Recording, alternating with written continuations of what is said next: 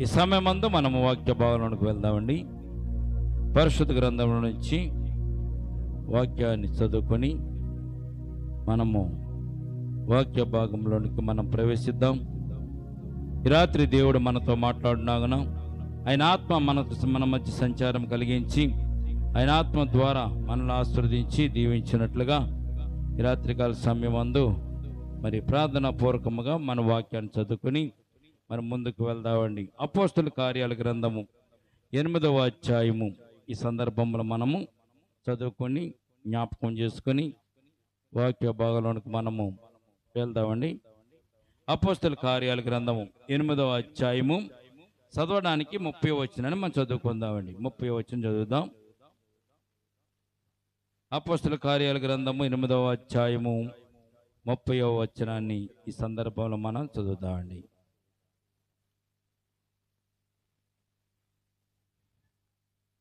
ఫిలిప్పు దగ్గరకు పరిగెత్తుకుని పోయి అతడు ప్రవక్త అయిన యెషయా గ్రంథము చదువుతుండగా విని, నీవు చదువునది గ్రహించుచున్నావా అని అడుగగా, చాలుని చిన్ని ప్రార్థన చేస్తాను. ప్రేమల తండ్రి, కృపల దేవందమనైనా ఎంతవరకునైనా కూడుకలో ఉండి మాతో ఉండి మమ్మల్ని నడిపించారు తండ్రి. మరి సమయమంతా పాటలు ఎందుకు తోడుకున్న దేవ, వాక్య భాగంలో కూడా మీరే మాకు తోడుగా ఉండి మమ్మల్ని నడిపించండి తండ్రి. కూడి వచ్చిన ప్రతి ఒక్క బిడ్డను ప్రభా మీరు ఆస్వాదించిన ఆత్మీయ మేలుతో నింపండి, నీ ఆత్మశక్తితో నింపండి ప్రభా. ఈ శనివారం ప్రార్థన కొడుకుల ప్రభా నైనా మీ ఆత్మ సంచారం కలిగించి ప్రతి ఒక్క బిడ్డ ప్రభా ఆత్మీయ వరములు పొందుకునేలాగున నీ కృప దయచేయమని ఇవన్నీ ప్రభా సదపని లేఖన భాగాన్ని విరిచి వడ్డించండి తండ్రి. నిలబడిన దాసులు మరుగుపరిచి ఈ దాసుల ముఖాంతరంలో వచ్చిన మీరే మాట్లాడమని ఇవన్నీ అరికాల మొదలుకొని అన్నిటి వరకు కూడా ప్రభా ఈ దాసులు మీ స్వాధీనంలో ఉంచుకోమని యేసయ్య ఉన్నతమైన పరిశుద్ధ నామమున ప్రార్థించి మిక్కిలి వినయముతో బ్రతిమాలి వేడుకొనిచున్నాము తండ్రి. ఆమేన్, ఆమేన్. ప్రియమైన బిడ్డలారా, ఈ చదవబడినటువంటి ఈ వాక్య భాగంలో 30వ వచనంలో ఒక మాటను మనం అండర్లైన్ చేసుకుంటూ ఆ మాటను బట్టి మనం ముందుకు వెళ్ళడానికి ప్రయత్నం చేద్దామండి. ఫిలిప్పు దగ్గరికి పోయి అతడు ప్రవక్త అయిన యెషయా గ్రంథం చదువుతుండగా విని, నీవు చదువునేది గ్రహించుచున్నావా అని అడుగగా, అంటే గ్రహించుచున్నావా అనేటువంటి మాట మరొక మాటలో అర్థం అవ్వాలంటే నీకు అర్థమవుతుందా అని ఈ మాట గురించి మనం జ్ఞాపకం చేసుకోవచ్చు. ఇక్కడ ఫిలిప్పు ఎక్కడికి వెళ్ళాడంటే గాజా నుండి యెరూషలేముకు వచ్చి యెరూషలేము నుంచి తిరిగి మరి వెళుతున్నటువంటి నపుంసకుని ఎదుర్కోవడానికి వెళ్ళినట్టుగా ఈ పరిశుద్ధ గ్రంథంలో 26వ వచనం నుంచి మనం చదివితే మనం అర్థం అవుతుంది. ప్రియమైన బిడ్డలారా, 26వ వచనంలో మనం చూసినప్పుడు ప్రభువు దూత నీవు లేచి దక్షిణముగా వెళ్ళి యెరూషలేము నుండి గాజాకు పోవు అరణ్య మార్గమును కలుసుకోమని ఫిలిప్పుతో చెప్పగా అతడు లేచి వెళ్ళినట్లుగా ఇక్కడ ఈ వాక్య భాగాన్ని మనం చూస్తున్నామండి. ఎవరితో చెప్పింది? దేవుని దూత ఫిలిప్పుతో చెప్పింది. ఫిలిప్పు అంటే దేవుని యొక్క పరిచర్య చేస్తున్నటువంటి వ్యక్తులలో ఈయన కూడా ఒక ఆయన. ఎందుకంటే దేవుని పరిచర్య ప్రారంభమైన తర్వాత పరిచర్య చేస్తున్నటువంటి సందర్భంలో ప్రియమైన బిడ్డలారా, దేవుని ఆత్మ శిష్యులను నడిపిస్తున్నట్టుగా ఈ పరిశుద్ధ గ్రంథంలో మనం చూస్తున్నామండి. 24వ వచనం చూస్తే 8వ అధ్యాయం 24వ వచనం చూడండి. అందుకు సీమోను, మీరు చెప్పిన వాటిలో ఏది నా మీదకి రాకుండా మీరే నా కొరకు ప్రభువుని వేడుకొని చెప్పిన అంతటా వారు సాక్ష్యం ఇచ్చొచ్చు. ప్రభువు వాక్యమును బోధించి యెరూషలేమునకు తిరిగి వెళ్ళుచు సమరయుల అనేక గ్రామాల్లో సువార్తను ప్రకటించుతూ వచ్చారు. ఎవరు? శిష్యులు సువార్త ప్రకటించడానికి ముమ్మరంగా తిరుగుతున్నటువంటి సందర్భాలు ఇది. ప్రియమైన బిడ్డలారా, శిష్యులు దేవుని వాక్యాన్ని ప్రకటిస్తూ సాక్ష్యం చెప్తూ తిరుగుతున్నటువంటి కాలాలు ఇవి. దేవుడు కూడా వారిని చాలా జాగ్రత్తగా వాడబడినట్లుగా పరిశుద్ధాత్మ శక్తి చేత వారు పొందుకున్న తర్వాత సువార్తను ప్రకటించడానికి అనేక ప్రాంతాలు తిరిగారు. సమరయ, యోదయ ప్రాంతాలన్నీ కూడా తిరిగి సువార్తను వారు ప్రకటిస్తున్నారు. ఆ సందర్భంలోనే దేవుని దూత ఫిలిప్పును పిలిచి ఫిలిప్పుతో చెప్పినటువంటి మాట 26వ వచనంలో మనం చూస్తున్నామండి. ప్రభు దూత నువ్వు లేచి దక్షిణముగా వెళ్ళి యెరూషలేమునకు నుండి యెరూషలేము నుండి గాజాకు పో మార్గమున కలుసుకోమని పిలుపుతో చెప్పగా అతడు లేచి వెళ్ళాను. ఎవరిని కలుసుకోమంది ఇక్కడ?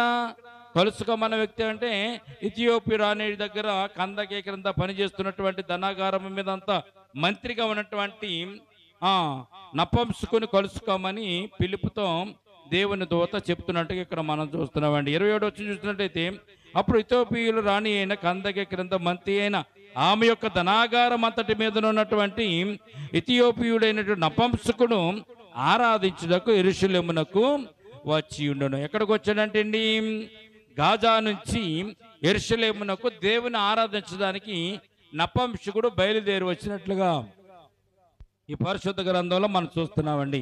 గమనించినట్లయితే ఈ యొక్క నపంసకుని యొక్క స్థితిగతులు ఒక్కసారి మనం జ్ఞాపకం చేసుకుందాం. ఈ రోజున దేవుని సన్నిధానం రావడానికి, దేవుని దగ్గరికి రావడానికి మనం ఎంతో బాధపడుతున్నాం. ఎంతో మనము ఏంటంటే చాలా మనము ఆలక్ష్యం చేస్తున్నామని, లేకపోతే నిర్లక్ష్యం చేస్తున్నామని మనం అనుకోవచ్చు. దేవుని సన్నిధానం రావడానికి ఆదివారం వచ్చేవారు శనివారం రారు, శనివారం వచ్చేవారు ఆదివారము రారు. దేవుని సన్నిధానం రావడం అంటే ఎంత గొప్ప భాగ్యమో ఈ నపంసకుడు చెప్తున్నాడు. ప్రియమైన బిడ్డలారా, గాజా నుంచి యెరూషలేములోనికి రథమును వేసుకుని ఈ నపంసకుడు దేవుని ఆరాధించడానికి వస్తున్నట్టుగా ఇక్కడ మనం చూస్తున్నాం. అంటే దేవుని ఆరాధించడానికి రావడానికి ఈ నపంసకుడికి ఉన్నటువంటి ఆలోచన ఏంటో ఒక్కసారి మనం జ్ఞాపకం చేసుకుంటే, ప్రియమైన బిడ్డలారా, ఒక రాణి కింద మంత్రిగా ఉన్నటువంటి ఈ నపంసకుడు, ఇథియోపియా రాణి దగ్గర ఉన్నటువంటి ఈ నపంసకుడు, ప్రియమైన బిడ్డలారా చూడండి, ఆరాధించడానికి యెరూషలేముకు వచ్చాడంటే అర్థం ఏంటో తెలుసండి.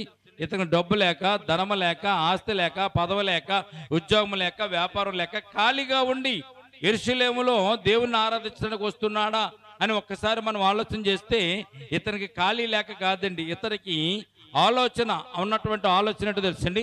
నేను దేవుని సన్నిధానంలోకి వెళ్ళాలి, దేవుని సన్నిధానంలో నేను ఆరాధించాలి అనుకుని దేవుని దగ్గరికి వచ్చినట్లుగా, రథం వేసుకుని వచ్చినట్లుగా, ప్రతి ఆదివారం వస్తున్నట్టుగా ఈ వాక్య భాగాన్ని బట్టి మనము చదువుకోగలుగుతున్నాం. ప్రియమైన బిడ్డలారా, గమనించినట్లయితే దేవుని సన్నిధానంలోకి వస్తున్నాడు, ప్రతి ఆదివారం వస్తున్నాడు, రథం వేసుకుని వస్తున్నాడు.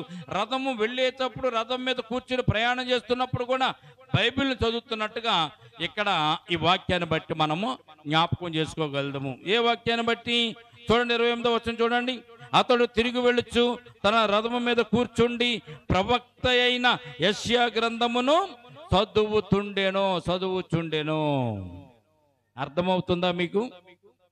అమ్మా, మీకు అర్థమవుతుందా? ఎందుకంటే ఒక మంత్రిగా ఉంటూ, ధనాగారం అంతటి మీద మంత్రిగా ఉంటూ, ప్రియమైన అంటే ఆర్బీఐ అనుకోండి. ఇప్పుడు ఈ రోజుల్లో ఆర్బీఐ అంటే మన డబ్బును, మన కరెన్సీని తయారు చేసేటటువంటి ఒక ప్రాంతం ఆర్బీఐ. ఆ సంస్థ అంతా కూడా డబ్బులు తయారు చేసి అన్ని దేశాలకు ఇస్తూ ఉంటుంది. ధనాగారం అంతటి మీద కోశాధికారి అనుకోండి, కోశాధికారి ధనాగారం అంతటి మీద అధికారి. అట్టి అధికారికి ధనం అంటే అతనికి లోటేం లేదు, డబ్బుకు లోటు లేదు, ఉద్యోగానికి లోటు లేదు, వ్యాపారానికి లోటు లేదు, కుటుంబంలో అతనికి లోటు లేదు. అంతా కూడా సవ్యంగా జరుగుతున్నటువంటి కాలాలు ఆయనకి. ప్రియమైన బిడ్డలారా, అటువంటి సవ్యంగా జరుగుతున్నటువంటి కాలాల్లో ఉన్నటువంటి నపంసకుడు దేవుని దగ్గరికి వచ్చి, యెరూషలేమునకు వచ్చి దేవుని ఆరాధించి మరలా తిరిగి గాజాకు వెళ్తున్నటువంటి సందర్భాలు మనం ఇక్కడ చూడగలుగుతున్నాం. అంటే దేవుని యందు భక్తి ఉంటే సరిపోదండి, దేవుని మీద విశ్వాసం, నమ్మిక కూడా ఉండొచ్చు. కనుక ఈ నపంసకుని యొక్క ఆలోచన ఏంటి? ఎందుకు యేసు ప్రభు వారిని ఆరాధించడానికి యెరూషలేములోనికి ఎందుకు వస్తున్నాడు, యెరూషలేములోకి రావడానికి కారణం ఏంటో ఒక్కసారి మనము తన యొక్క జీవితంలోనికి వెళ్ళి మనం చూసినట్లయితే, యేసు ప్రభు చేసే ప్రతి కార్యాన్ని కూడా ఈ నపంసకుడు తెలుసుకున్నాడు. ప్రియమైన బిడ్డలారా, ఏ కార్యాలు తెలుసుకున్నాడు?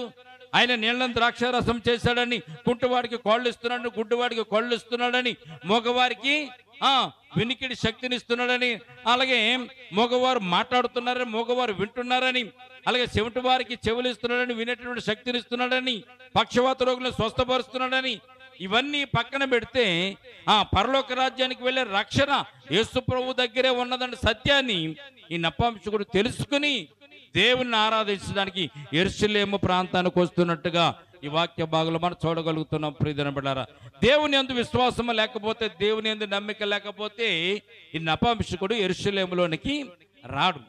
యెరూషలేములోనికి వచ్చి దేవుని ఆరాధించి మరలా మరి వాహనం మీద వెళ్తున్నాడంటే, గుర్రపు బండి మీద వెళ్తున్నాడంటే ప్రియమైన బిడ్డలారా, అతను వెళ్తున్న ప్రదేశంలో ప్రాంతంలో కూడా అతనికి ఉన్న ఆలోచన ఏంటో తెలుసండి. ఉద్యోగం చేస్తున్నాడు, రాణి దగ్గర ఉద్యోగం చేస్తున్న మంత్రిగా ఉంటున్నాడు.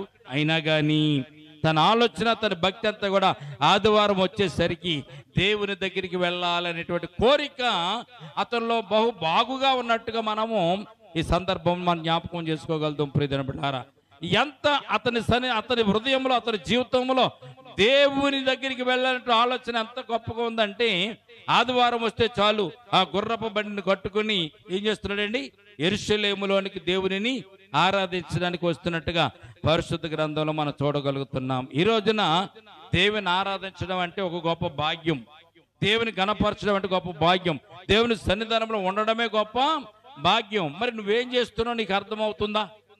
నువ్వేం చేస్తున్నావు, ఏ రకంగా జీవిస్తున్నావు నీకు అర్థమవుతుందా?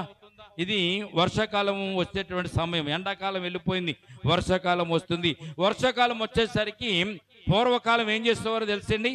పూర్వకాలం ఏం చేసేవారు? వర్షాకాలం వస్తుంది కనుక మనం ఇంట్లో ఎంతో కొంత గ్రాసం పెట్టుకోవాలి, ఇంట్లో ఎంతో కొంత ఆహార పదార్థాలు నిల్వ చేసుకోవాలి. వర్షాకాలం ఒకవేళ ఎక్కువగా వర్షాలు కురిస్తే, ఒక రోజు 2 రోజులు వర్షాలు ఎక్కువ కురుస్తుంటే మనం బయటికి వెళ్ళి కొనుక్కోలేము కనుక ఇంట్లో గ్రాసాన్ని మనం దాచుకోవాలి అనేటువంటి ఆలోచన ఇదివరకు పూర్వకాలంలో ఉండేది. ఈ రోజున నీకు అర్థమవుతుందా అసలు నీ బ్రతికేంటో, నీ జీవితం ఏంటో, నీ పరిస్థితి ఏంటో, నీ పద్ధతి ఏంటో, ఎలా జీవిస్తున్నావో, ఎలా బ్రతుకుతున్నావు నీకేమైనా అర్థమవుతుందా? స్కూల్ తెరిచేటటువంటి సమయం, వర్షాకాలం వచ్చిందంటే అర్థం ఏంటో తెలిసింది, స్కూల్స్ తెరిచేటటువంటి సమయం. ప్రియమైన బిడ్డలారా, నీకు అర్థం అవ్వాలి, చాలా విధంగా అర్థం అవ్వాలి. ఎండాకాలం అంతా కూడా సంపాదించుకుని, ఎండాకాలం అంతా కూడా కూడబెట్టుకుని, ఎండాకాలం అంతా కూడా చక్కగా డబ్బులు సంపాదించుకుని స్కూల్ తెచ్చేసరికి పిల్లలకి ఫీజులు కట్టుకోవాలి, పుస్తకాలు కొనాలి, బట్టలు కొనాలి. ఏమన్నా అర్థమవుతుందా అంటే కొన్ని కుటుంబాలలో అర్థం కానిటువంటి జీవితాలు చాలా మంది ఈ లోకంలో జీవిస్తున్నారు. ప్రియమైన బిడ్డలారా, అర్థం కావడం లేదు వారికి. ఏమని వారు బ్రతుకులు అర్థం కావడాలే. ఎంతకాలం మనం అద్దెంట్లో ఉంటామో, సొంత ఇల్లు కావాలి. ఎంతకాలం మనం అప్పులు పోలు అవుతూ ఉంటాం, మనం సొంతగా ఎంతో కొంత సంపాదించుకుని కూడబెట్టుకుందాం అనేటువంటి అర్థమయ్యేటువంటి ఆలోచనలు వారికి ఏం కలవడం లేదండి. ఈరోజు తిన్నామా, ఇవాళ అయిపోయింది, రేపు తిన్నామా, రేపు అయిపోయింది, అంతే. మన బ్రతుకు అర్థమయ్యే రీతిలో మనం ఆలోచన చేసుకుని ముందుకు వెళ్తుంటే దేవుడు కూడా మనలను ఆశీర్వదించేవాడుగా ఉంటాడు. కానీ ఏ రోజు బ్రతుకు ఆ రోజు అంటే ఎలా కుదురుతుందండి? ప్రియమైన బిడ్డలారా, ఈ రోజు ఎలాగ ఉంటుంది, రేపు వేరేలాగా ఉంటుంది.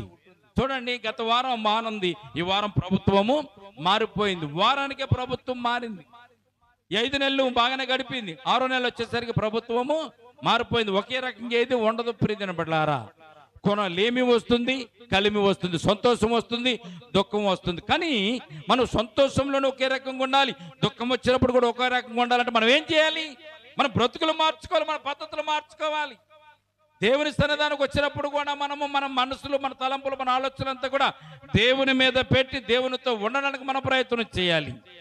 ప్రియమైన బిడ్డలారా, మీకు అర్థమవుతుందా అని ప్రశ్న వేసుకోండి. నాకు అర్థమవుతుందా అసలు?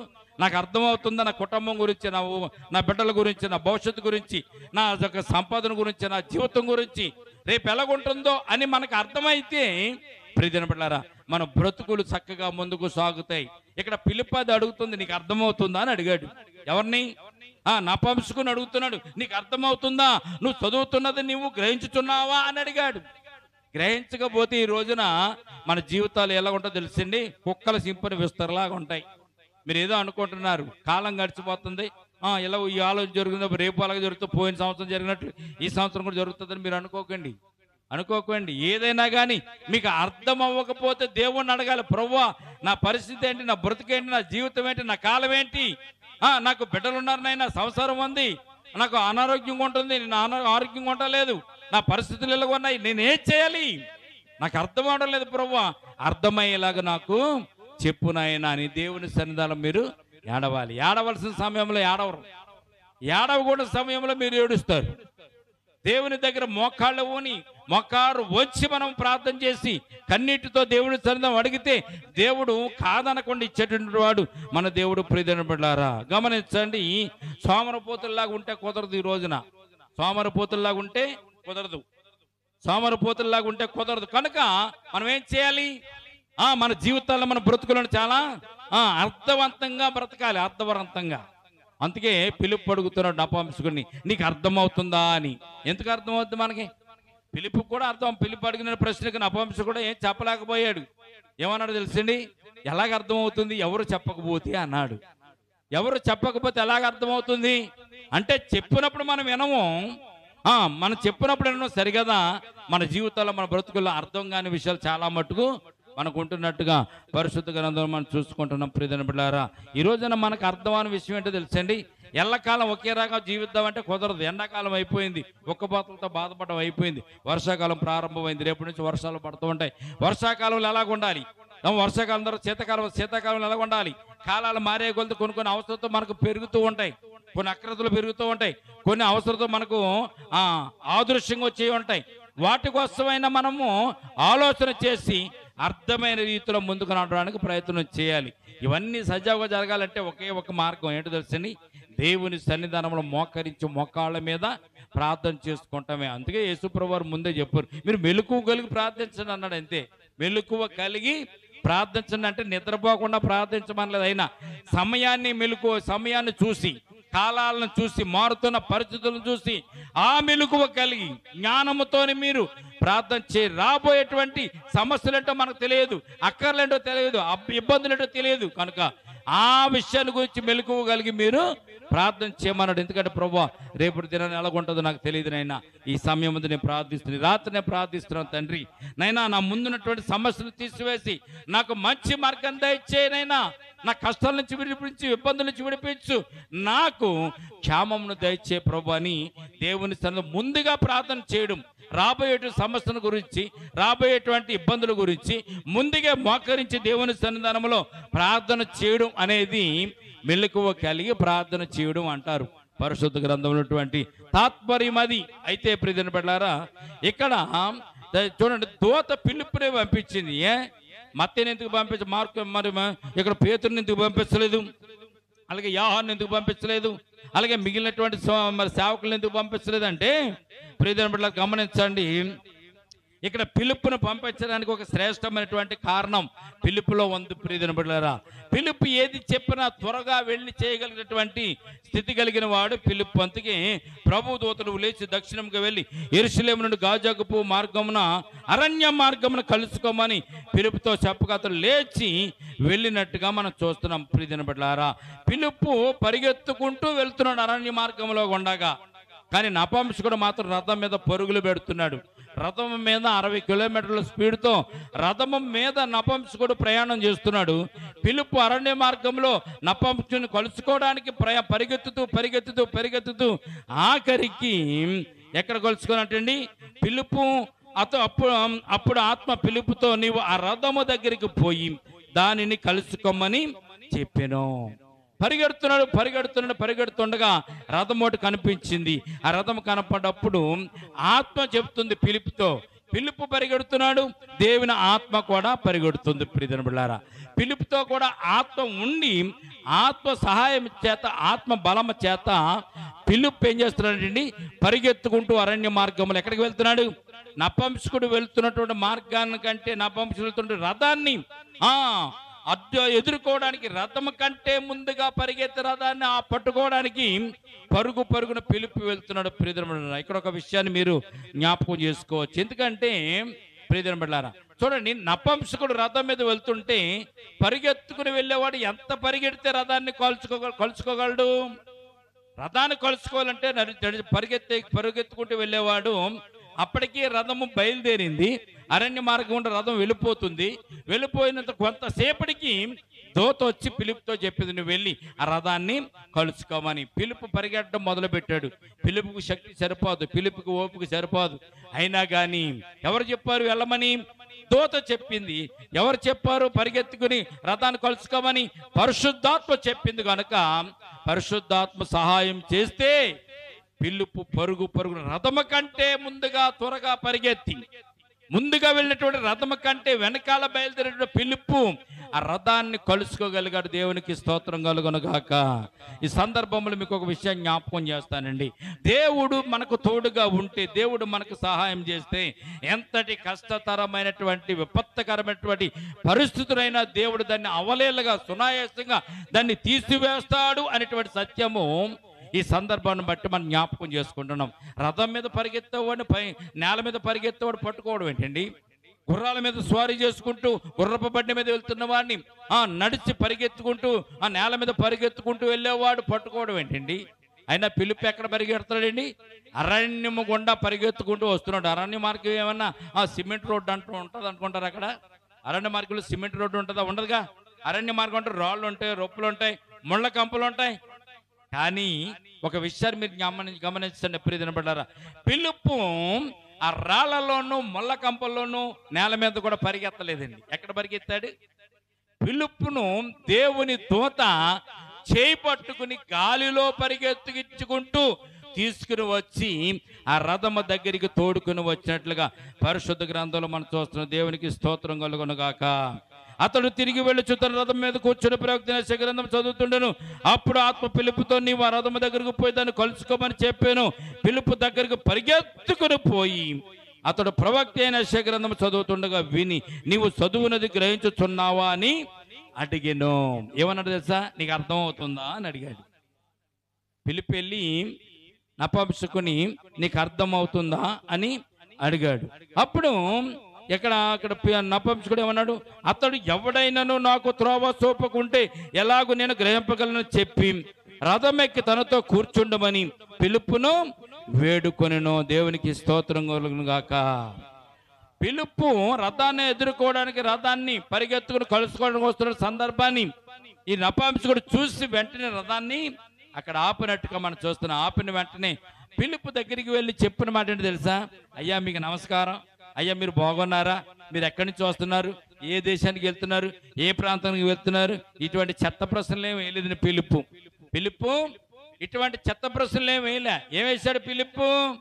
దేవుడు ఏదైతే చెప్పాడో, ఆత్మ ఏదైతే చెప్తుందో, దేవుని దూత ఏదైతే చెప్తుందో, దూత చెప్పిన మాట ప్రకారము పిలుపు ఇక్కడ అడుగుతున్నాడు, నువ్వు చదువుతున్నది నీవు గ్రహించుతున్నావా అని. అంటే ఈ రోజున చదివే వాళ్ళకి గ్రహింపు కావాలి. మొట్టమొదటిగా నువ్వేదైనా చదువుతున్నావు అనుకోండి, ఏది చదివినా కానీ దానిని అర్థం చేసుకునేటువంటి జ్ఞానము నీలో ఉండాలి. నీకు అర్థం అవ్వాలి. మొట్టమొదటిగా నువ్వు అర్థం అవ్వకుండా ఏ పని చేసినా వ్యర్థమే. ఈ రోజున చాలా మంది అర్థం లేని పనులు చేస్తూ ఉంటారు. 1000 రూపాయలు సంపాదించుకుంటాడు, 500 ఖర్చు పెడతాడు. ఈ 500 ఇంటికి తీసుకొస్తే పిల్లలకే పెడతాడా, ఇంట్లోనే పెడతాడా, వారం అంతా చూసుకుంటాడా? ఏమీ అర్థం కాదు ఆడికి. అర్థం లేని పనులు ఆడికి అర్థమవుతుందా అని మీరు ప్రశ్న వేశారనుకోండి, ఆడికి ఏమీ అర్థం అవదండి. ఈ రోజున చాలా మంది అర్థం కాని బ్రతుకులు బతుకుతున్నారు, అర్థం లేని బ్రతుకులు కూడా బతుకుతున్నారు. ప్రియమైన బిడ్డలారా, కొన్ని విషయాలు మనకు చెప్పింది. కాలంలో భూమి మీద ప్రపంచంలో కొన్ని అలవాట్లు ఉంటాయి. అలవాట్ల ప్రకారం మనం జీవించకపోతే మనకు అర్థం కానట్టే. ఏదైనా అర్థం కానట్టే.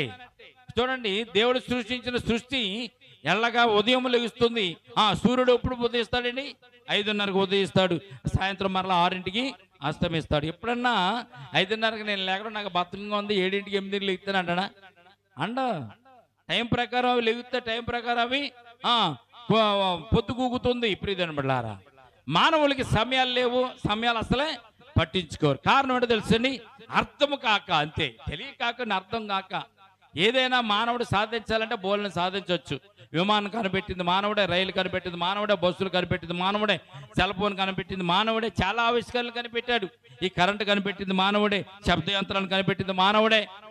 ప్రియమైన బిడ్డలారా, ఇవన్నీ కనిపెట్టినటువంటి మానవునికి ఇదేమీ పెద్ద కొత్త కాదు. అర్థమైతే ఏదైనా చేయొచ్చు. మనం అర్థం కాకపోతేనే మనం ఏది కూడా చేయలేము. మన బ్రతుకులు అలాగే ఉంటాయి. ప్రియమైన బిడ్డలారా, కనుక గ్రహించుతున్నావా అంటే అర్థం ఏంటో తెలుసండి? నీకు అర్థమవుతుందా అని మరొక మాట కింద దాన్ని మనం చూసుకోవాలి. అప్పుడు చూడండి, లేఖనము మరి చదువుతున్నప్పుడు ఆయనకి ఏమని, ఎవడైనాను నాకు త్రోవ చూపకుంటే ఎలాగూ నేను గ్రహింపగలనని చెప్పి రథం ఎక్కి తనతో కూర్చుండమని పిలుపును వేడుకున్నట్టుగా మనం చూస్తున్నాం. ప్రియమైన బిడ్డలారా, చూడండి, అర్థమయ్యడానికే మనకు దేవుడు ఈ పరిశుద్ధ గ్రంథాన్ని మనకి ఇచ్చాడు. నీకు చాలా విషయాలు అర్థం కాదు, పరిశుద్ధ గ్రంథంలో చదువుకోని ఇచ్చాడు దేవుడు. చాలా విషయాలు నీకు అర్థం కాదు, సామెతల గ్రంథం చదువుకోమన్నాడు. చాలా విషయాలు మనకు అర్థం కాదు, ప్రసంగి గ్రంథాలు చదువుకోమన్నాడు. చాలా విషయాలు మనకు తెలియదు కనుక ప్రియమైన దేవుడు మన కొరకు వాటిని వ్రాయించి ఉంచాడు. కొన్ని జీవితాలు చూస్తే మనకు అర్థం అవ్వాలి. దావీదు జీవితం చూస్తే ఒక విషయం అర్థం అవ్వాలి. పాపం చేసిన 7 సార్లు పాపం చేసిన పడిన 7 సార్లు పడిపోయిన దేవుడు తిరిగి లేపుతాడని, గొర్రెలు కాసుకునే వాడిని దావీదుని తీసుకుని వచ్చి దేవుడు రాజుగా చేశాడని, సౌలును కూడా అంతే, మొట్టమొదటి రాజుగా సౌలును చేసినప్పుడు సౌలు లేమిలో నుంచి తీసుకుని వచ్చి దేవుడు సౌలును రాజు చేశాడని. కొన్ని విషయాలు మనకు అర్థం అవ్వాలి. దేవునితో ఉంటే మనకి ఎన్ని అర్థం అవుతాయండి. దేవుని వాక్యం చదువుతుంటే మనకు అర్థమవుతాయి.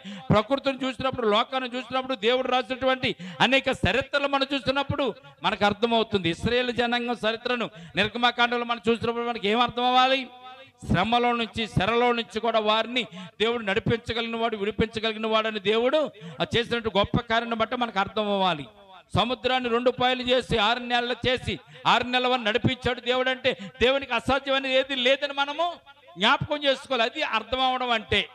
ఈ రోజున మనకేదో కష్టం వచ్చింది, ఇబ్బంది వచ్చింది, ఇరుకు వచ్చిందని ఆ ఇబ్బందిని బట్టి, ఇరుకుని బట్టి కృంగిపోయి మనము ప్రాణాలు తీసుకునే కంటే ప్రియమైన బిడ్డలారా, దేవునితో నడుస్తూ దేవుని యొక్క ఆశీస్సులు పొందుకుంటూ మనకు అర్థమైందో లేదో తెలుసుకుని అర్థమయ్యే రీతిలో దేవుని అడగడమే గొప్ప భాగ్యమైన సత్యాన్ని పరిశుద్ధ గ్రంథం మనకు తెలియజేయబడుతుంది. 32వ వచనం చూడండి. అతడు లేఖనం చదువుతున్న భాగం ఏదనగా, ఆయన గొర్రె వలె వదకు తేబడిను, బొచ్చు కత్తిరించు అని ఎదుట గొర్రె పిల్ల ఎలాగో మౌనంగా ఉండెను, అలాగే ఆయన నోరు తెరవకుండెను. ఆయన దీనత్వమును బట్టి ఆయనకు న్యాయ విమర్శ దొరకకపోయాను. ఆయన సంతానముని ఎవరు వివరింతురు? ఆయన జీవం భూమి మీద నుండి తీసివేయబడినది. అప్పుడు నపుంసకుడు ప్రవక్త ఎవరిని గూర్చిలాగా చెప్పుచున్నాడు? తన్ను గూర్చియా వేరొకను గూర్చియా? దయచేసి నాకు తెలుపమని పిలుపును అడిగాను. అందుకు పిలుపు నోరు తెరిచి ఆ లేఖమును అనుసరించి అతనికి యేసును గూర్చి సువార్త ప్రకటించను. దేవునికి స్తోత్రం కలుగునుగాక. చదువుతున్నదేమో యెషయా గ్రంథము, యెషయా ప్రవక్త గ్రంథము. యెషయా గ్రంథాన్ని నపుంసకుడు చదువుతుంటే అప్పుడు ఏం చేస్తాడండి? పిలుపు ఎవరి గురించి ప్రకటించాడు? యేసును గూర్చి నపుంసకుడు ప్రకటించినట్లుగా పరిశుద్ధ గ్రంథంలో మనం చూస్తున్నామని ప్రియమైన బిడ్డలారా. ఏం చెప్పాడు యేసు ప్రభువారి గురించి? యేసు ప్రభువారి గురించి లేఖనాల్లో ఏమేమి రాయబడ్డాయో వాటన్నిటి గురించి పిలుపు చెప్తున్నాడు. ఆయన పరలోకం నుంచి భూమి మీదకి ఎందుకు దిగి వచ్చాడు? పాపులను రక్షించడానికి పరలోకం నుంచి భూమికి ఆయన దిగి వచ్చాడు. రిక్తుడిగా వచ్చాడు. ఆయన మనుషు కుమారుడుగా వచ్చాడు. మనుషుల పాపాలని పరిహరించడానికి వచ్చాడు. ఆయన శిలువ మీద మరణించడానికి వచ్చాడు. శిలువ మీద మరణించి రక్తము కార్చడానికి వచ్చాడు. ఆ కార్చిన రక్తం చేత నిన్ను నన్ను విమోచించి నరకం నుంచి తప్పించి పరలోక రాజ్యానికి తీసుకురావడానికి యేసు ప్రభువారు భూమి మీదకి వచ్చిన సత్యాన్ని పిలుపు నపుంసకుడికి తెలియజేసినట్టుగా ఈ పరిశుద్ధ గ్రంథంలో మనం చూస్తున్న ప్రియమైన బిడ్డలారా. అప్పుడు ఆయన నోరు తెరిచి యేసు ప్రభువారి గురించి తెలియజేసినట్టుగా ఆయన గొర్రె వలె వదకు తేబడను, బొచ్చు కత్తిరించు అని ఎదుట గొర్రె పిల్ల ఎలాగ మౌనంగా ఉండను, అలాగే ఆయన నోరు తెరవకుండా. ఆయన దీనత్వం బట్టి ఆయనకు న్యాయ విమర్శ దొరకకపోయాను. ఆయన సంతానమును ఎవరు వివరింతును? ఆయన జీవము భూమి మీద నుండి తీసివేయబడినది అని చెప్తున్నప్పుడు అప్పుడు నపుంసకుడు అంటున్నాడు, ప్రవక్త ఎవరి గురించి ఇలాగ చెప్పుతున్నాడు? తన గురించి వేరొకరి గురించి అంటే లేదు తన గురించి కాదు, కానీ ఆ వచనము ఆ భాగము ఎవరిని గురించి? యేసు ప్రభువుల వారి గురించి అని పిలుపు అక్కడ యెషయా గ్రంథంలో ఉన్నటువంటి విషయాలను అక్కడ మరి నపుంసకుడు చెప్తున్నట్టుగా మనం చూస్తున్నాం. యెషయా గ్రంథం 9వ అధ్యాయము 6వ వచనంలో కూడా ఒక మాట ఉంటుంది, దాన్ని చదవండి. 6వ వచనం, 9వ అధ్యాయము 6వ వచనం, యెషయా గ్రంథము 9వ అధ్యాయము 6వ వచనంలో ఒక మాట ఉంటుంది, చదవండి అమ్మా. ఇక్కడ కూడా యేసు ప్రభువు వారి గురించి ప్రవచనం ఉంటుంది. 9వ అధ్యాయం 6వ వచనం, ఎలయనగా మనకు శిశువు పుట్టెను, మనకు కుమారుడు అనుగ్రహింపబడెను, ఆయన భుజం మీద రాజ్యభారం ఉండును, ఆశ్చర్యకరుడు, ఆలోచనకర్త, బలవంతుడని దేవుడు, నిత్యుడగు తండ్రి, సమాధానకర్త, యుగాధిపతి అని అతనికి పేరు పెట్టబడిన. దేవునికి స్తోత్రం కలుగునుగాక. ఈ భాగాన్ని కూడా చూసి నపుంసకుడు అడిగినప్పుడు ఎవరిని గురించి అని పిలుపుని అడిగితే పిలుపు అంటున్నాడు యేసు ప్రభువుల గురించి ఈ వచనము వ్రాయబడింది. ఆయన ప్రవచన పురుషుడు. ఆయన పుట్టక ముందే 2000 సంవత్సరాలకు ముందే ఆయన పుట్టక ముందే ఆయన గురించి ప్రవచనాలు ప్రవచించాయి. ఆయన పుడతాడని ప్రవచించాయి.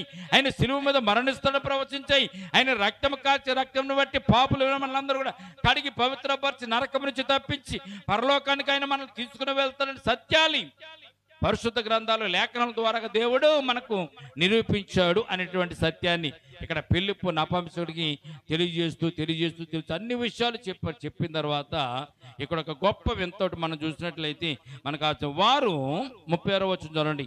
వారు త్రోవలో వెళ్ళుచుండగా నీళ్లున్న ఒక చోటుకు వచ్చినప్పుడు నపుంసకుడు, ఇదిగో నీళ్లు నాకు బాప్తిసం ఇచ్చుటకు ఆటంకమేమని అడిగి రథమును నిలుపుమని ఆజ్ఞాపించాను. అప్పుడు ఇవన్నీ అన్న తర్వాత యేసుప్రభు తెలుసుకున్నాడు. యేసుప్రభు ఎందుకు వచ్చాడో తెలుసుకున్నాడు.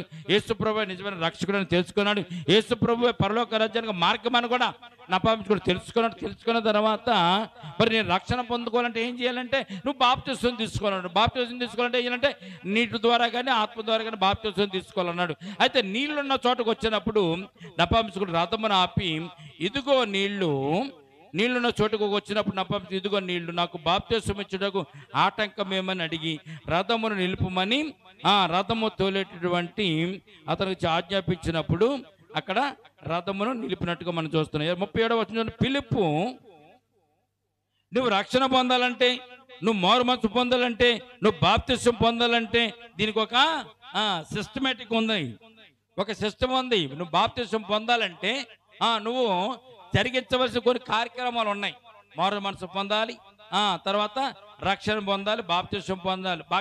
బాప్తిసము పొంది నువ్వు రక్షింపబడాలి అంటే ముందుగా నువ్వు మారు మనసు పొందాలి.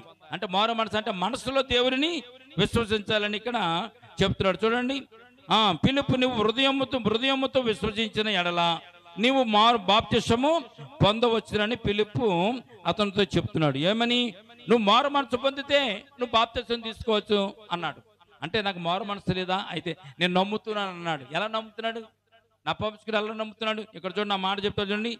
ఉత్తరం ఫిలిప్పు నపుంసకుడు ఇద్దరును అతడు యేసుక్రీస్తు దేవుని కుమారుడని విశ్వసించుచున్నాను అని ఉత్తరం ఇచ్చాను. నపుంసకుడు ఏం చెప్తున్నాడు? నిజమే, ఆయన దేవుని కుమారుడు నేను నమ్ముతున్నానండి, ఆయన దేవుని కుమారుడిని నేను నమ్ముతున్నాను, నేను విశ్వసిస్తున్నానని చెప్పి ఫిలిప్పుతో చెప్తున్నట్టుగా ఇక్కడ మనం చూస్తున్నాం. చాలా మంది నమ్ముతారు, చాలా మంది విశ్వసిస్తారు, కానీ హృదయాన్ని నమ్మిన తర్వాత విశ్వసించిన తర్వాత మారు మనసు పొంది బాప్తిసం తీసుకున్న తర్వాత రక్షింపబడిన తర్వాత సంఘంలో చేర్చబడిన తర్వాత చాలా మంది ఈ మారు మనసు విషయంలో వారు తప్పిపోతున్న సందర్భాలు ఈ లోకం మనం చూడగలుగుతున్నాం ప్రియమైన బిడ్డలారా. అయితే మారు మనసు నిమిత్తం తప్పిపోకుండా ఉండడానికి యేసుక్రీస్తు ప్రభువారు ఈ లోకంలో నువ్వు కనీసం అప్పుడప్పుడు మర్చిపోతూ ఉంటావు కనుక నువ్వు మర్చిపోకుండా ఉండడానికి నేను వచ్చేంత వరకు నువ్వు జ్ఞాపకం చేసుకునే లాగానే ప్రభురాత్రి భోజన సంస్కారాన్ని యేసుక్రీస్తు ప్రభువారు మనకి మాదిరికరంగా దానిని ప్రవేశపెట్టాడు. అయితే ఫిలిప్పుతో చెప్తున్నాడు, నేను నమ్ముతున్నాను, నేను విశ్వసిస్తున్నాను, యేసుక్రీస్తు ప్రభువారు చూడండి, యేసుక్రీస్తు దేవుని కుమారుడని నేను విశ్వసించుతున్నానని 38వ వచనం చెప్పినప్పుడు ఫిలిప్పు నపుంసకుడు ఎదురు నీళ్ళలోని దిగిరి అంతటా ఫిలిప్పు అతనికి బాప్తిసము ఇచ్చెను. దేవునికి స్తోత్రం కలుగునుగాక. బాప్తిసం తీసుకోవాలంటే నువ్వు మారు మనసు పొందాలి, యేసుక్రీస్తు ప్రభువు నిజమైన రక్షకుడు నువ్వు ఒప్పుకోవాలి. అసలు నపుంసకుడికి ఏం పని అండి? దేవుని కుమారుడు యేసుక్రీస్తు ప్రభువు అని నపుంసకుడు తన నోటితో ఒప్పుకోవడానికి విశ్వసించడానికి ఆయనకి ఏం పని? డబ్బు లేదా, ధనం లేదా, ఆస్తి లేదా, ఉద్యోగం లేదా, సంపద లేదా, సంతోషం లేదా? గమనించినట్లయితే దేవుని దగ్గరికి వచ్చేవారు ఎందుకు వస్తారు చెప్పండి?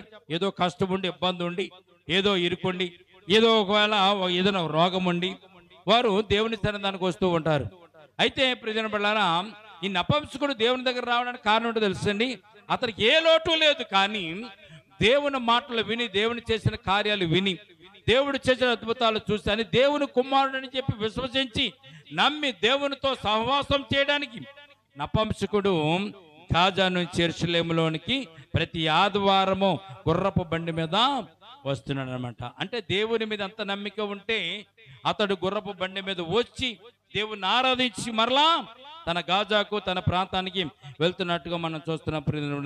అది దేవుడు గుర్తించాడు. ఈ రోజున నువ్వు చేస్తున్న భక్తిని దేవుడు గుర్తించాలి, నువ్వు చేస్తున్న ప్రార్థనను దేవుడు గమనించాలి, నీ ప్రార్థన కానీ, నీ భక్తి కానీ, నీ ప్రవక్తన మరి చాలా మందికి ప్రవక్తన సరిగా ఉండదు.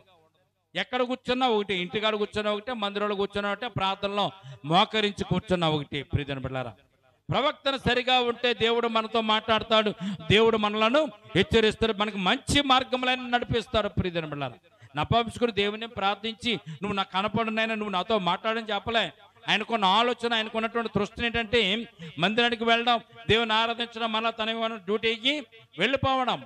ప్రియమైన బిడ్డలారా, అయినా కానీ దేవుడు తన యొక్క ఆలోచన చూస్తాడు, తన మనసును చూస్తాడు, తన తృష్ణను చూస్తాడు, తన కోరికను చూస్తాడు, దేవుని మీద ఉన్న ఆసక్తిని చూసి ఫిలిప్పును పంపించి అతనికి బాప్తిసం ఇచ్చేలాగా దేవుడు కార్యక్రమాన్ని ఏర్పాటు చేస్తాడు. అలాగే మనము గమనించినట్లయితే చాలా మందిని దేవుడు, అలాగే చూడండి, ఇటలీ పటాలం అనేటువంటి పటాలంలో ఉన్నటువంటి కొర్నేలిని కూడా దేవుడు, కొర్నేలికి కనపడ్డానికి, కొర్నేలికి బాప్తిసం ఇవ్వడానికి, కొర్నేలికి రక్షణ ఇవ్వడానికి దేవుడే ప్రణాళికను ఏర్పాటు చేసి అక్కడికి పంపించినట్టుగా మనం చూస్తున్నాం. పేతురును పంపించాడు, ఆయనకు సువార్తను ప్రకటింపజేశాడు, వారికి రక్షణ భాగ్యం ఇచ్చాడు, మారు మనసు పొంది బాప్తిసం తీసుకుని రక్షింపడానికి ప్రభువే మార్గాలు సిద్ధం చేస్తాడు. ప్రియమైన బిడ్డలారా, నీ మనసు బాగుంటే, నీ తలంపులు బాగుంటే, నీ ఆలోచనలు బాగుంటే దేవుడు నీతో మాట్లాడి నిన్ను నడిపిస్తాడు. ఈ రాత్రి మనము అర్థం చేసుకోగలిగితే, నీకు అర్థమవుతుందా అనేటువంటి ప్రశ్న మీరు జ్ఞాపకం చేసుకుని అర్థం చేసుకుంటే, నేను చేస్తున్న పని నాకు అర్థం ఎలాగుంది, నేను చేస్తున్న బ్రతికి ఎలాగుంది, నేను నడుతున్న నడవడి ఎలాగుంది, నేను చేస్తున్నటువంటి ప్రార్థన ఎలాగుంది, దేవునిలో నా భక్తి ప్రవక్తలు ఎలాగున్నాయి, ఒక్కసారి మీరు ఆలోచన చేసి ప్రశ్న వేసుకుని అర్థమవుతుందా అన్నది ఒక్కసారి జ్ఞాపకం చేసుకుంటే, అర్థం కాకపోతే ఎంతకాలం ఉన్నా కానీ మనము ఇలాగ అర్థం లేని జీవితాన్ని జీవిస్తూ ఉంటాం, అర్థం లేని బ్రతుకుతూ ఉంటాం.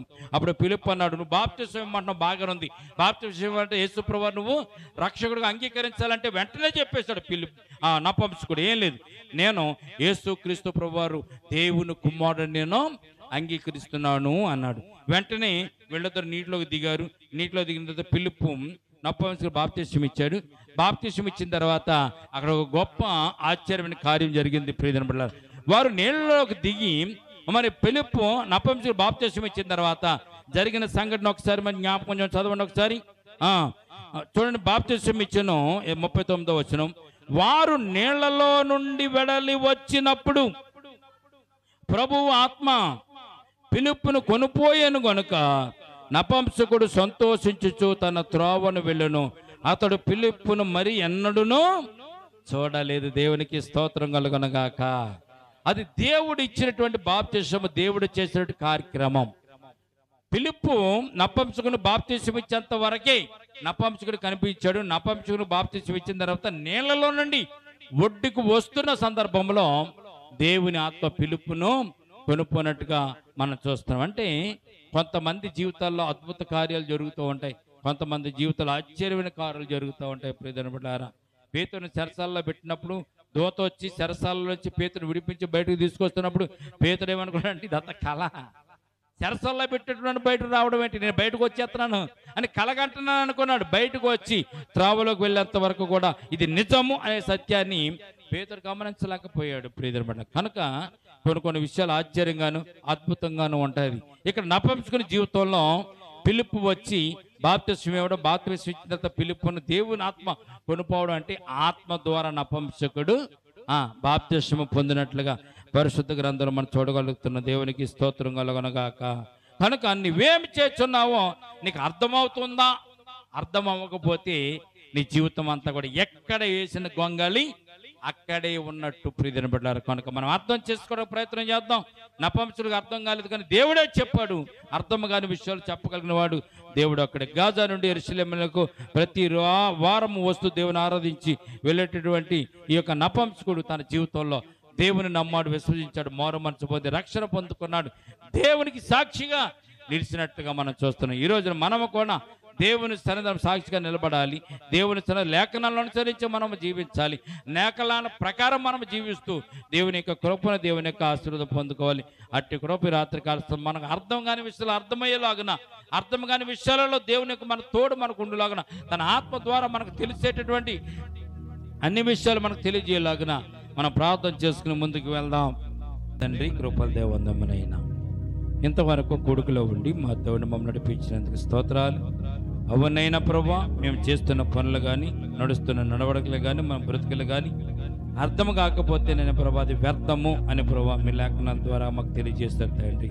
నిజమనైనా మేము చేస్తున్న పనులు ప్రభునైనా మాకు అర్థమవుతున్నాయో లేదో మేము గ్రహించుకోవడానికి నేను ప్రశ్న వేసుకోవడానికినైనా నీ కృప చూపించండి. నేను ఫిలిప్ అంటున్నాడు, నువ్వు చదువుతున్నది అర్థమవుతుందా అన్నప్పుడు ఎవరైనా త్రోవ చూపించకపోతే ఎలాగా నేను ఎలా గ్రహించగలదని చెప్పి నప్పంచుకుని అన్నప్పుడు ఫిలిప్పు అతనికి తెలియజేశాడు తండ్రి. నిజమేనైనా మా జీవితంలో అర్థం కాని విషయాలు చాలా ఉంటాయి, కానీ ప్రభు నీ పాద సన్నిధులు మేము మోకరించినప్పుడు, నీ పాద సన్నిధులు మేము అడిగినప్పుడు ప్రభు మా యొక్క సమస్యలు తీర్చి మాకు అర్థమయ్యే రీతిలో బోధించగలిగినటువంటి మంచి బోధకుడు నీవేనైనా ప్రభు. ఈ సమయం అందు అట్టి రీతిగా మేము జీవించడానికి కృప చూపించండి తండ్రి. నైనా మాకు మేము ప్రభునైనా అర్థం చేసుకోలేము, కానీ ప్రభునైనా నీవు మాకు తెలియజేస్తే, నీవు మాకు బోధిస్తే, నీవు మమ్మల్ని నడిపిస్తే ప్రభు ఆ నడవడికలో నడిపింపులోనైనా ప్రభు మేము అర్థం చేసుకోగలుగుతామునైనా. అటు అర్థమయ్యే రీతిలో అన్ని విషయాలు ప్రభు మేము గ్రహించుకుని ప్రభునైనా ముందుకు సాగడానికి, మా జీవితంలో ఫలాభివృద్ధి పొందడానికి, మా జీవితంలో ఆశీర్వాదాలు పొందుకోవడానికి, మా జీవితంలో ప్రభునైనా క్షేమమును మేము కలిగి ఉండడానికి, మా జీవితంలో మేము ఆరోగ్యం కలిగి ఉండడానికి నైనా, మా కుటుంబాలలో ప్రభునైనా ఆశీర్వాదాలు కలిగి ఉండడానికి నైనా, క్షేమమును కలిగి ఉండడానికి నైనా ప్రభు నైనా నీ కృప మాకు ఈ రాత్రికాల సమయమందు దయచేతండి నైనా. అర్థం కాని విషయాలు మేము నేర్చుకుంటూ, నీ సన్నిధానంలో నేర్చుకుంటూ, మాకు నుంచి నేర్చుకుంటూ ప్రభునైనా నీ పరిశుద్ధ గ్రంథాన్ని చదువుకుంటూ నేర్చుకోవడానికినైనా ప్రభు చూపించండి. పరిశుద్ధాత్మ సహాయాన్ని నీ పట్ల మా అందరికీ దయచేయండి ప్రభా. అయినా ప్రభా నా పంపించుకుని ఆదరించినట్లుగా ప్రభా, నా పంపించుకునితో మీరు మాట్లాడినట్టుగా ప్రభా నీ పట్ల మా అందరితో మాట్లాడండి ప్రభునైనా. అర్థం కాని విషయాలు అర్థం చేసుకోవడానికినైనా నీ కృప దయచేయండి అయినా, నీ కృపను మాకు అనుగ్రహించండి ప్రభునైనా. వేటిలో మేము తప్పిపోతున్నామో, ఏట్లో మేము కృంగిపోతున్నామో, ఏట్లో మేము పడిపోతున్నామో, ఏ విషయాలలో ప్రభునైనా మేము ప్రభునైనా నీకు మేము దూరం అయిపోతున్నామో తండ్రినైనా ఈ రాత్రికాల సమయం అటువంటి విషయాలని మేము గ్రహించుకోవడానికి, అర్థం చేసుకోవడానికి నైనా ప్రభా నీ కృపను మాకు దయచేయండి. మీ తోడు మాకు అనుగ్రహించండి నైనా. మా కొరకు చనిపోయినాను ప్రభా, సిలువలో మరణించి ప్రాణము పెట్టిన యేసయ్యా, మా కొరకు రక్తము కార్చిన యేసయ్యా, నీ రక్తము చేత మమ్మల్ని కడిగి పవిత్రపరిచిన యేసయ్యా, నీ మార్గంలో ప్రభా పరలోక రాజ్యం చేరేంత వరకు నేను ప్రభా నీవే మాకు తోడుగుండి నడిపించుదురుగా. కానీ పడిపోయిన వారిని మరలా లేవనెత్తండి ప్రభా, కృంగిపోయిన వారిని మరలా ఆదరించండి తండ్రి. నైనా ఆర్థికపరమైన ఇబ్బందులు ఉన్న వారిని ప్రభునైనా, ఆర్థికపరమైన ఇబ్బందులు ఇచ్చిన విడుదల కలిగించినైనా వారికి నేను ప్రభు క్షేమాన్ని దయచేయండి. అనారోగ్యం ఉన్న బిడ్డలు మీరు స్వస్థపరిచి ఆరోగ్యం దయచేయండి ప్రభా. ఇప్పుడు వచ్చిన సంఘ బిడ్డలందరూ కూడా జ్ఞాపకం చేసుకోండి. మా చుట్టుపక్కల ఉన్న ప్రతి ఇంటిని, ప్రతి గడపను, ప్రతి గృహాన్ని కూడా మీరు జ్ఞాపకం చేసుకోండి ప్రభునైనా. వారి గృహాల్లో ఉన్న ప్రతి సమస్యలు తీసివేయండి, ఇరుగును తీసివేయండి, ఇబ్బందులు తీసివేయండి. అనారోగ్యం ఉన్న బిడ్డలు ఎవరైనా ఉంటే ఈ రాత్రికాల సమయం వారిని మీరు స్వస్థపరిచి ఆరోగ్యం దయచేయండి ప్రభునైనా. ఇది శ్రేష్టమైన మార్గము, నిత్యమైన మార్గము, నిత్య జీవానికి నడిపించే మార్గము, పరిశుద్ధ మార్గమైన సత్యాన్ని వారు తెలుసుకోవడానికి నైనా. ఇది మతము కాదు, మార్గమైన సత్యాన్ని వారు తెలుసుకోవడానికి. ఈ లోకంలో ఎంతకాలం బ్రతికినా ఏదో సమయం లోకం విడిచి వెళ్ళవలసిందే. విడిచి వెళ్ళినప్పుడు మనం ఎక్కడికి వెళ్తామనే ఆలోచన వారికి కూడా కలిగించి వారికి రక్షణ భాగ్యాన్ని వారికి దయచేసి సంఘములో సంఘబిడ్డగా నువ్వు సొత్తైన ప్రజలుగా వారు కూడా ఉండడానికి నైనా నీ కృప చూపించాను. ఎందుకంటే నైనా ప్రభా దేవుడు లోకమును ఎంతో ప్రేమించారని చెప్పి నైనా ప్రభా లోకము గురించే చెప్పారు, దేశం గురించే చెప్పారు తండ్రి. నైనా నువ్వు రక్తము కార్చింది కూడా ప్రపంచమంతటి కొరకు రక్తము కార్చారు తండ్రి. నైనా ఎవరైతే నా విశ్వాసం వచ్చి నమ్మి మారు మనసు పొంది రక్షణ తీసుకుంటారో వారందరూ కూడా దేవుని బిడ్డగా అంగీకరింపబడుతున్నారని మీ లేఖనాలు తెలియజేస్తున్నాయి తండ్రి. నైనా అందరి కొరకు రక్షణ కార్యం మీరు నెరవేర్చి వెళ్ళారు తండ్రి. అందరికీ పాల్పంపులు ఉన్నాయి కనుక ప్రభు వారిని కూడా ప్రభు నీ సన్నిధానం నడిపించండి, వారిని కూడా నీ మార్గం నడిపించండి, వారికి కూడా క్షేమాలు దయచేయండి ప్రభు. ఎండాకాలం వెళ్ళిపోయింది నైనా, వర్షాకాలం మేము ప్రవేశించాం. అలాగే ప్రభునైనా మరి పిల్లలు చదువుకోవడానికి వెళ్ళేటువంటి నేను ప్రభు రోజులు కూడా కనుక నేను ప్రభునైనా స్కూలు తెచ్చేసరికి నేను ప్రభు పిల్లలు చదువుకోవడానికి వెళ్ళడానికి కావాల్సిన మార్గాలు మీరే నీ బిడ్డలకు నేను దయచేయండి ప్రభు. వారికి నేను ప్రభు పుస్తకాలు కొనాలి, బట్టలు కొనాలి, నేనా చెప్పులు కొనాలి, బూట్లు కొనాలి, అలాగే ఫీజులు కూడా కట్టాలి ప్రభునైనా. అందుకు తగినటువంటి ఆర్థిక ప్రతి అవసరత నీ బిడ్డలకు దయచేయండి తండ్రి. నైనా ఇదిగో ప్రభునైనా వర్షాకాలంలో వచ్చేటువంటి ఎటువంటి అనారోగ్యము ప్రభునైనా నీ బిడ్డలను తాకకుండా, నీ బిడ్డలు ముట్టకుండా ప్రభా నీ బిడ్డల చుట్టూ మీ కంచి వేసి కాపుదలు దయచేయండి ప్రభా. పెద్దవారు మొదలుకొని చిన్నవారు మొదలుకొని పెద్దవారు వరకు కూడా ప్రభా నీ కాపుదలు దయచేసి మీ కృప అనుగ్రహించండి. ఈ సమయం ఇంటికి వెళ్తుండగా నీ సన్నిధాన ఆశీర్వాదం వారి గృహాలలో ఉంచండి ప్రభునైనా. రేపటి దినమున మరలా ఇటు రీతిగా కూడుకుని నేను స్తుతించి నేను కనపరిచేంత వరకు మీ కాపుదలు మీ కృప తోడుగా వచ్చి నడిపించామని చేసిన ప్రార్థన పాద సన్నిధికి చేర్చుకోమని యేసయ్య ఉన్నతమైన పరిశుద్ధ నామమును ప్రార్థించి మిక్కిలి వినయముతో బ్రతుమాలు వేడుకొనుచున్నాము తండ్రి, ఆమేన్. మన తండ్రి అనే దేవుని ప్రేమయు, కుమారుడనే యేసుక్రీస్తు కృపయు, పరిశుద్ధాత్మని సహవాసం ఇప్పుడు ఎల్లప్పుడూ ప్రభుత్వ పర్యంతం సంగమునకును మనకును సదాకాలము తోడు నెడుకొండునగాక, ఆమేన్. యేసు రక్తమే ఇచ్చే, ప్రవేశ రక్తమే ఇచ్చే, యేసు నామమున సంపూర్ణ విజయం కలుగునగాక, ఆమేన్, ఆమేన్.